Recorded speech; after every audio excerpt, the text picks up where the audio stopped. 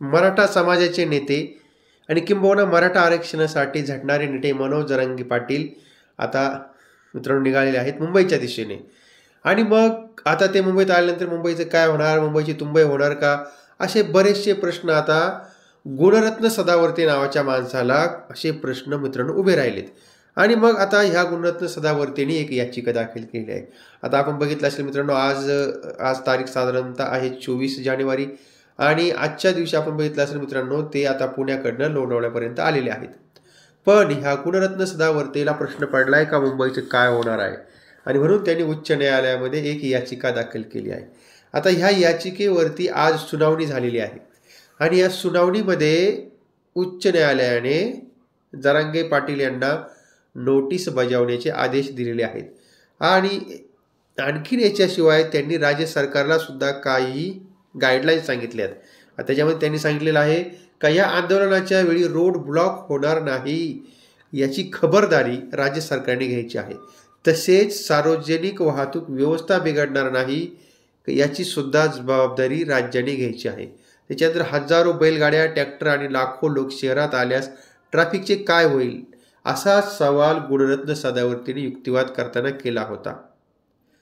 परत का याच्यानंतर मग जे महाधिवक्ते आहेत आणि त्यांनी आज सांगितलेलं आहे का आम्हाला आंदोलनाच्या परवानगीसाठी कोणतीही पत्र आलेली नाही असं त्यांनी सांगितलेलं आहे. आणि मग आता झालंय काय का न्यायालयाने मनोज जरांगेंना उच्च न्यायालयामध्ये राहण्याबाबत नोटीस बजावलेली आहे. एकूण आझाद मैदानामध्ये 5,000 पेक्षा जास्त लोक एकत्र येऊ शकत नाही असं न्यायमूर्ती अजय गडकरी आणि न्यायमूर्ती श्याम चांडक यांच्या खंडपीठाने सांगितलेले आहे. तेव्हा एकंदरीत मित्रांनो, आता हे गुणरत्न सदावर्ते जे आहेत त्या गुणरत्न सदावर्तेने जी याचिका दाखल केली होती त्या याचिकेवरती न्यायालयाने अशा निर्णय दिलेला आहे आता का 5,000 पेक्षा जास्त लोक, बघा इथे आपल्याला दिसते 5,000 पेक्षा जास्त लोक एकत्र येऊ शकत नाही. आणि आता इतका जवळजवळ लाखोंचा सगळा लवाजमा मराठी समाजाचा हा तर मुंबईकडे चाललेला आहे. तर मग आता याचं होणार काय, तर हा सगळ्यात मोठा प्रश्न आहे. तेव्हा मित्रांनो, आता एकंदरीत हे साधारणतः आपण मराठा आरक्षण आणि गुणरत्न सदावर्ते, तर हे दोघांचं आपण म्हणूया म्हणजे असं एकदम 36चा आकडा झालेला आहे.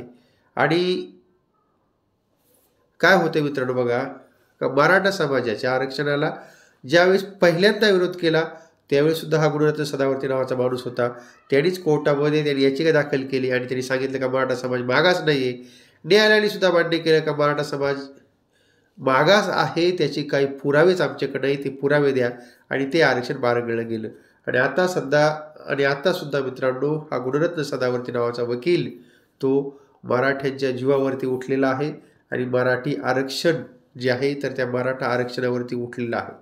तेव्हा मित्रांनो, आता एकंदरीत या गुणरत्न सदावर्तेचं करायचं काय हा मोठा प्रश्न आहे. आणि पण मित्रांनो, आता याच्यामध्ये आता झालंय असं का ह्या सगळ्या गडबड गोंधळामध्ये जे मराठा आरक्षण आहे ते तारीख पे तारीख अशाच पद्धतीनं मित्रांनो ह्या आरक्षणाची आपण बोलण्याची अवस्था झालेली आहे. तेव्हा मित्रांनो, आता हे कधी भेटणार मराठा आरक्षण हा तुम्हाला, मला आणि संबंध मराठी समाजाला पडलेला खूप मोठा प्रश्न आहे.